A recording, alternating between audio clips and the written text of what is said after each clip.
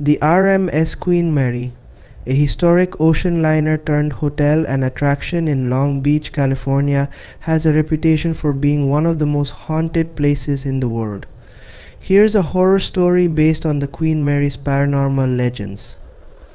It was a dark and stormy night when Sarah, a brave paranormal investigator, decided to explore the Queen Mary's infamous room B-340. The room was said to be haunted by the ghost of a young girl who had drowned in the ship's pool. As Sarah entered the room, she felt a chill run down her spine. She began to set up her equipment, but soon realized that she was not alone.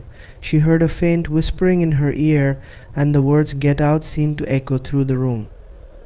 Sarah tried to brush it off as mere paranoia, but the whispers grew louder and more urgent.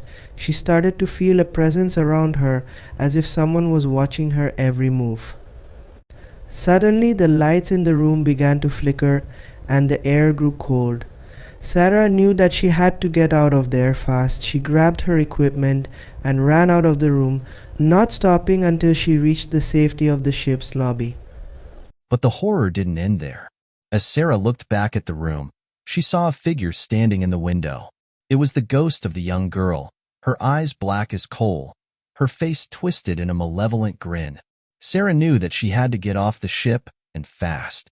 She ran to the parking lot, jumped into her car, and sped away from the Queen Mary as fast as she could. As she looked back in the rearview mirror, she saw the ship's lights fading into the distance. But she knew that she would never forget the horror of room B-340 and the ghostly presence that haunted its walls. Years later, Sarah received a mysterious package in the mail.